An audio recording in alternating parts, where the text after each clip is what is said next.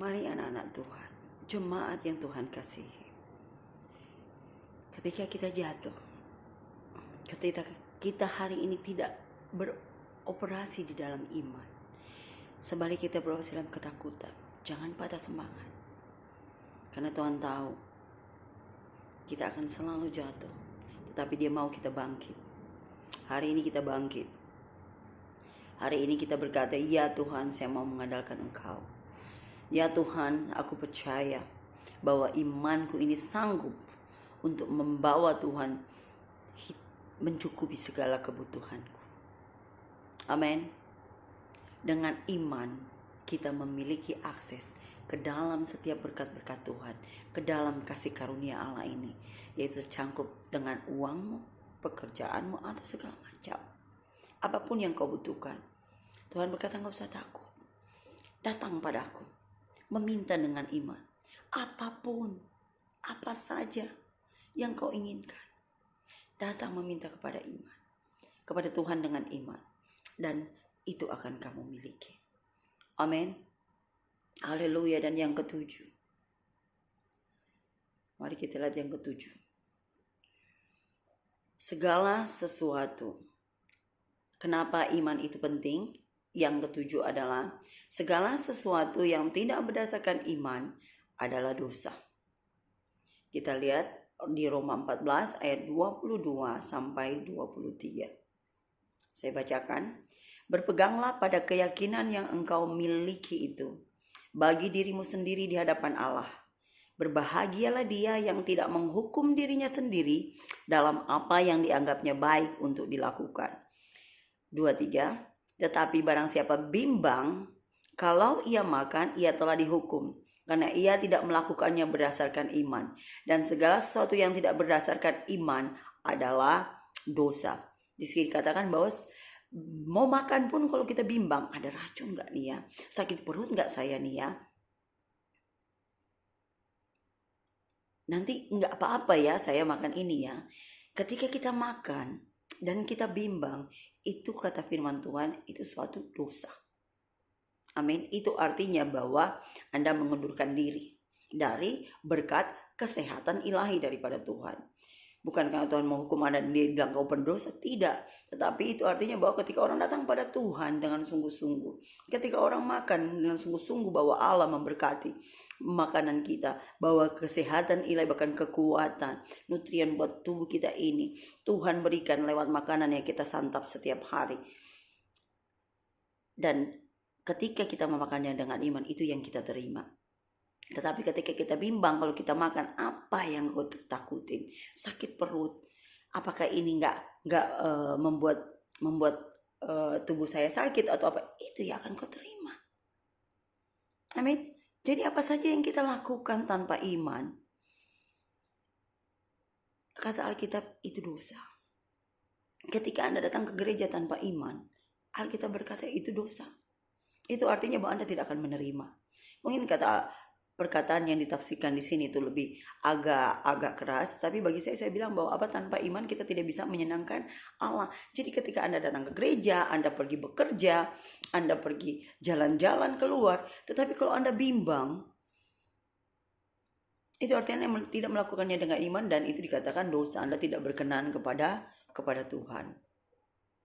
Jadi apapun yang kita lakukan, seperti Alkitab berkata, apa saja yang kita lakukan, mau dia pekerjaan yang besar, mau cuma duduk-duduk doang, mau cuma nonton-nonton doang, atau mau cuma ngobrol-ngobrol doang, lakukan itu semua dengan iman. Karena kita percaya bahwa perkataan-perkataan kita pun, tindakan-tindakan kita pun itu bisa memberkati orang lain, atau bisa membuat orang lain tidak diberkati. Nah, makanya dikatakan bahwa apapun yang kau lakukan, lakukanlah dengan iman seperti kau lakukan buat Tuhan. Nah, di bawah perjanjian baru, motivasi terdalam kita atau internal, atau motivasi batin kita atau hasil nurani kita ini sama pentingnya dengan tindakan yang sesuai. Jadi di situ dikatakan bahwa kalau kau berbicara lain di mulutmu dan hatimu lain, itu dosa. Kau bilang kamu suka, tetapi sebenarnya dalam hatimu kamu katakan tidak suka, itu sudah dosa. Kita berkata bahwa tidak sama. Tapi ketika kita katakan tidak, saya tidak suka, saya tidak setuju dengan apa yang orang perkatakan kepada saya mengenai virus corona. Nah itu pun pasti kau perkatakan dengan iman, dan virus corona itu pun tidak akan mengenai ke Anda. Amin. Tapi kalau Anda mendengarkan segala macam perkataan ini, di dalam hati pun kau menolak, tapi kau bilang, oh ya, itu pun tidak menyenangkan Tuhan. Anda melakukannya dengan bimbang, lain di mulut, lain di hati. Amin. Jadi mulai saat ini berjemaat yang Tuhan kasih, berhati-hatilah di dalam setiap perkataan dan setiap tindakan, karena hal kecil apapun juga itu Tuhan minta kita lakukan dengan iman, karena itu penuh kuasa. Perkataan, tindakan itu penuh kuasa. Amin. Jadi mulai mari kita menjaganya. Nah kemudian kita lihat bahwa bahkan dikatakan di Galatia 5 ayat 6, iman kita ini bekerja dengan kasih. Iman itu menemukan ekspresinya di dalam kasih. Contohnya, saya kasih contoh bahwa kemarin saya pulang ke Indonesia. Nah, sebenarnya saya pulang tanggal 2 April, tetapi teman saya bilang bahwa ini ada pengumuman dari Menteri Luar Negeri bahwa Indonesia lockdown. Jadi karena dia tahu saya pulang bulan April, dia bilang kau pulang besok. Nah itu saya baru selesai doa Rabu kita kan, waktu itu jam 3. Baru selesai doa. Nah tiket saya yang untuk tanggal 2 itu udah untuk AirAsia. Saya coba untuk change tanggal, jadi rubah tanggal. Nah udah AirAsia udah oke. Tapi ketika masuk di dalam pembayaran itu nggak bisa, ditolak. Nah di dalam tiba-tiba pikiran saya ini udah mulai panik. Saya tahu bahwa kalau tanggal 20 pasti udah susah untuk saya pulang. Tetapi di dalam hati sini itu ada damai sejahtera.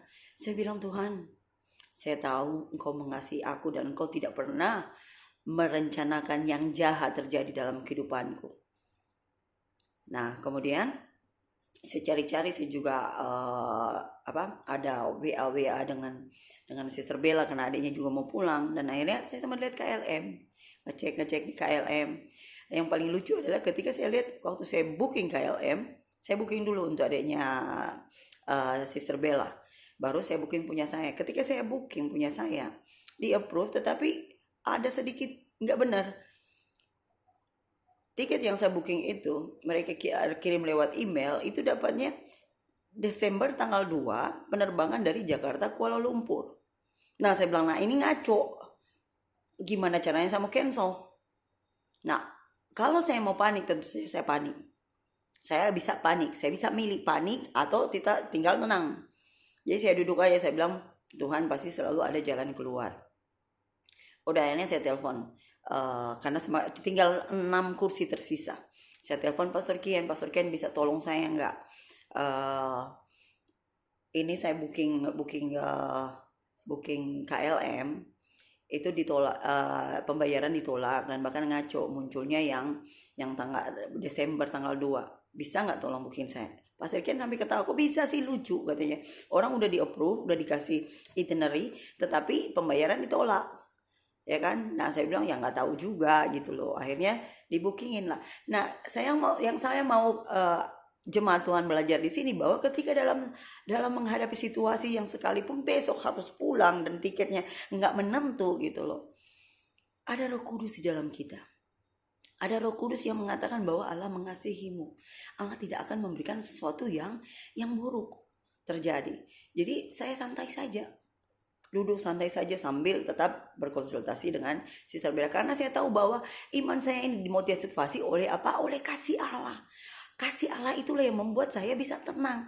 Kasih Allah itulah yang membuat saya punya iman bahwa segala sesuatunya akan berjalan dengan baik.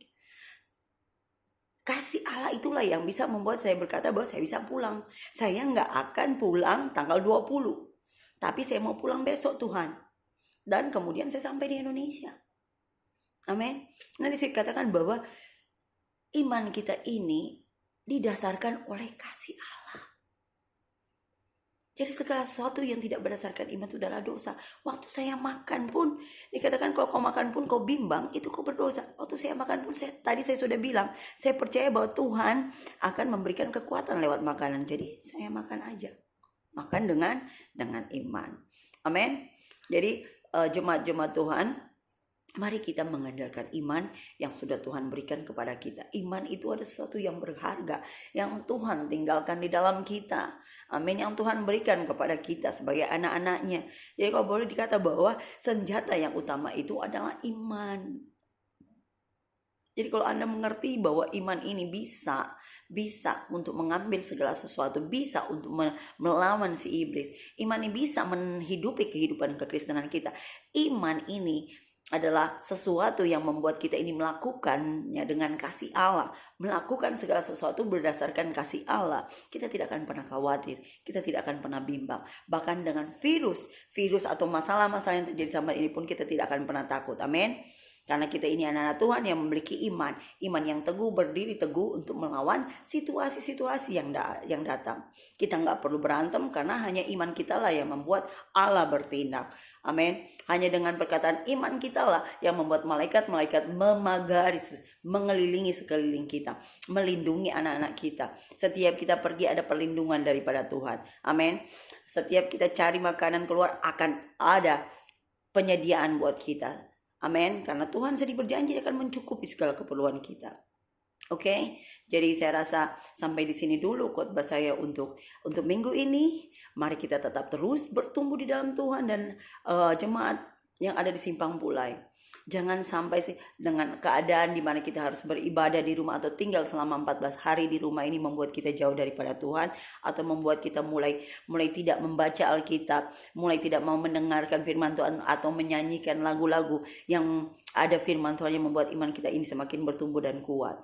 Mari kita tetap terus, tidak jemu-jemu, dan firman Tuhan berkata bahwa tidak ada satupun yang bisa memisahkan kita dari kasih Kristus. Amin. Baik itu penyakit virus corona, kecelakaan, perang, atau apapun juga, enggak ada yang bisa memisahkan kita daripada kasih Kristus. Karena kita ini adalah bagian daripada Allah. Kita ini adalah orang-orang dari kerajaan Allah yang ditempatkan di dunia ini. Dan kita inilah yang mengalahkan dunia. Amin. Apa yang mengalahkan dunia? Iman kita, dan itu akan kita bahas pada minggu depan. Haleluya. Semuanya diberkati. Amin. Oke, jemaat yang kasih Tuhan, mari kita berdoa. Tuhan, terima kasih buat pemberitaan firman-Mu pada pagi hari ini ya Tuhan. Terima kasih banyak bahwa kami diingatkan kembali. Kami mengambil darah Yesus, mengapply darah Yesus dalam kehidupan kami Tuhan. Untuk setiap kesalahan yang kami buat, untuk setiap tindakan-tindakan kami yang tidak berdasarkan iman yang kami lakukan sepanjang minggu ini ya Tuhan. Nah, terima kasih akan kasih anugerah-Mu yang memampukan kami untuk kembali berdiri teguh dengan iman kami ya Tuhan. Sehingga dalam menghadapi masalah ini kami bisa berdiri tegar dan berkata, kalau Tuhan di pihak kami, siapakah lawan kami? Dan dengan teguh kami berkata bahwa segala penyediaan kami, kesehatan, penyediaan di dalam hal keuangan, kekuatan dan hikmat, pengetahuan, apapun juga yang kami berikan, Allah kami itu adalah sumbernya. Allah kami sanggup untuk menyediakan segala keperluan kami. Terima kasih Tuhan. Di dalam nama Yesus kami mengucap syukur, dan Tuhan aku memberkati setiap jemaat-jemaat Tuhan yang mendengarkan kebenaran firman Tuhan hari ini ya Tuhan. Biar Allah Roh Kudus menolong mereka dalam kehidupan mereka sepanjang minggu ini ya Tuhan. Allah Roh Kudus kalau yang selalu menghibur, mengingatkan, menguatkan, dan bahkan membawa mereka ke jalan-jalan yang benar. Jalan-jalan yang benar, di mana jalan-jalan Tuhan yang akan memberikan kesejahteraan dalam kehidupan mereka. Terima kasih Tuhan. Aku memberkati mereka dengan kekuatan yang datang daripada-Mu. Dan Tuhan, aku percayakan kehidupan mereka di dalam tangan-Mu yang kuat. Dan biarlah Tuhan kerajaan-Mu terjadi dalam kehidupan mereka. Jalan-jalan Tuhan terjadi dalam kehidupan mereka. Dan terima kasih Tuhan. Mereka semua dilindungi oleh Engkau. Mereka semua terproteksi oleh Engkau. Mereka semua ada dalam tangan Tuhan yang kuat. Terima kasih Bapa. Di dalam nama Yesus aku mengucap syukur. Haleluya. Dan semua anak-anak Tuhan, mari kita sama-sama katakan amin. Selamat hari Minggu. I love you. God love you. And then sampai jumpa kembali pada minggu depan di dalam pemberitaan firman Tuhan. Bye-bye.